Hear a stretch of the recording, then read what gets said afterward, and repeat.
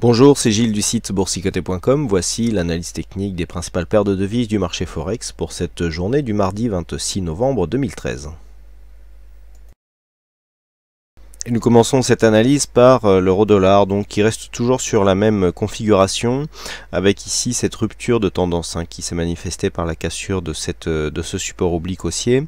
On est venu ici chercher un retracement à 61,8% qui a été légèrement attaqué, et puis les cours sont remontés. Donc on a testé dans un premier temps ici la zone de support comme une résistance. On est revenu chercher la moyenne mobile 20 exponentielle et les cours sont repartis à la hausse. Donc là, comme je vous le disais hier, tant qu'on ne dépasse pas ici cette zone de point haut à 1,3579, eh bien il y a neutralisation de la phase de cassure baissière. Sur une rupture ici haussière de cette zone, eh bien on aurait tout simplement une rupture de dynamique ici qui s'est manifestée par la cassure de ce support, mais continuité d'une tendance haussière, même si la dynamique deviendrait différente puisque légèrement moins forte. Quoi qu'il en soit, à l'approche de cette zone de résistance, nous sommes quand même dans une phase où les indicateurs ici rentrent en surachat. Malgré tout, le MACD nous laisse un petit peu de marge avant de donner un signal de retournement. Donc tant que nous restons, quoi qu'il en soit, la dynamique baissière semble épuisée. Tant que nous sommes ici sous cette zone, eh bien il y a neutralisation de la dynamique. Donc nous sommes sortis ici d'une dynamique haussière moyen terme, au profit d'un mouvement baissier court terme, mouvement baissier qui semble interrompu puisque nous avons cassé ici ce point haut significatif, mais il n'y a pas de relais pour continuer ici sur une tendance haussière depuis la rupture ici de cette seconde zone de support. Donc actuellement, nous sommes dans une phase de neutralisation. Le range est défini donc entre les points hauts et les points bas de cette zone ici d'évolution. Donc tant que l'on reste sous 1,3580, eh bien il y a neutralisation de la dynamique. Une cassure de cette zone relancerait ici une dynamique haussière.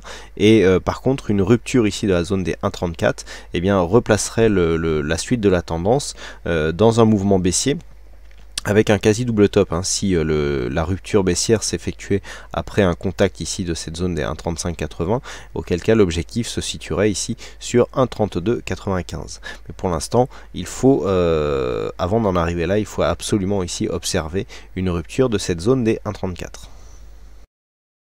Sur le câble aussi, on confirme la sortie de dynamique puisque nous avions ici une première dynamique haussière. Donc les cours ici sont revenus consolidés, et puis on a retrouvé ici l'ancien support comme zone de résistance, et on commence à s'écarter ici de la dynamique. Alors, on n'a pas encore validé une continuité de baisse. Je rappelle que ce point haut ici a été cassé à la hausse. Donc ici on est quand même sur une phase de rupture qui a donné lieu à un nouveau plus haut. Pour l'instant, il y a rupture du sens où nous avons cassé cette zone de support, nous l'avons retrouvée comme zone de résistance, et là on commence à s'écarter. Mais tant qu'on n'accélère pas à la baisse, eh bien on peut toujours repartir, comme je le disais un petit peu comme je le disais sur l'euro-dollar, dans une dynamique haussière, mais différente, puisque là pour l'instant nous avons toujours des plus hauts de plus en plus hauts, et ainsi que donc la même évolution sur les plus bas. Donc tant que l'on reste ici au-dessus de cette zone de point bas qui se situe à 1,6072, eh bien il y a toujours des signes de continuité haussière. Par contre, sur une rupture de cette zone, là nous aurions bien un signal de consolidation, auquel cas il faudrait non pas tracer les Fibonacci tels qu'ils sont restés. Oui, je suis désolé pour l'heure tardive et puis pour le manque de précision sur les tracés, mais j'ai eu une perte de données donc en ouvrant cette plateforme, et j'ai eu énormément de mal à l'ouvrir. Voilà. La plateforme ProRealTime bien sûr. Donc là on voit bien ici que le retracement des 23,6 ici n'a pas été cassé si on prend l'amplitude totale, donc il n'y a pas encore de signal de consolidation, ce qui finalement est en ligne avec la loi de Dow. Et ce que l'on peut observer aussi, c'est que les retracements tombe ici sur des zones déjà identifiées. On voit ici sur cette zone de point haut qui s'est transformée en zone de point bas sur cette phase, et le retracement des 38,2% qui se situe ici sur une zone précédente de point haut qui s'est transformée en zone de point bas, encore testée sur cette phase. Donc il est clair que sur une rupture ici de cette zone 1,6146 qui est le retracement de 23,6% de Fibonacci, l'objectif deviendrait ici cette zone de retracement à 38,2% qui se situe à 1,6090.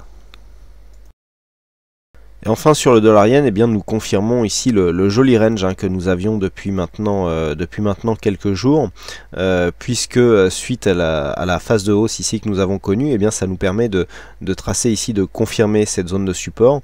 Et lorsque l'on trace la parallèle, eh bien, on se rend compte que nous avons ici quelques zones de points hauts significatives qui nous donnent et qui nous confirment donc cette évolution en trend haussier. Donc nous avons atteint ici la zone des 101,80-70.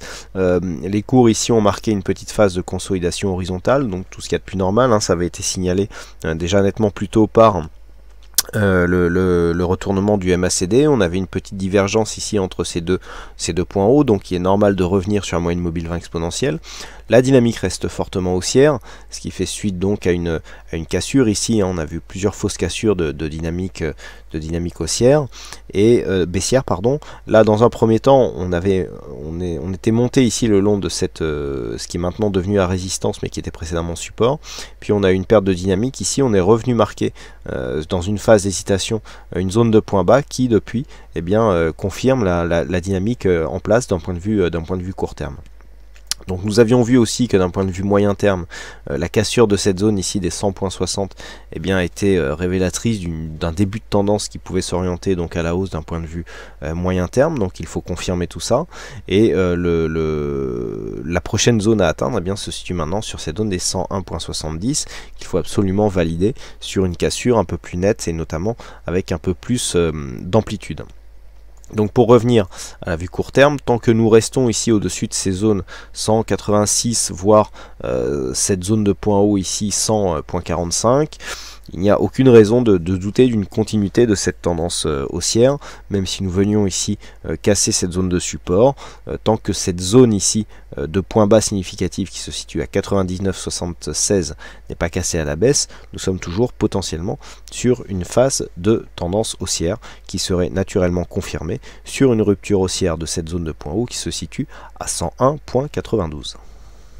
Voilà ce que nous pouvons dire donc sur l'analyse technique de ces principales paires de devises du marché Forex. Il ne me reste plus qu'à vous souhaiter à toutes et à tous une bonne soirée, bonne chance dans vos prochains trades et on se retrouve donc dès demain pour d'autres analyses techniques en vidéo. Bonsoir à tous.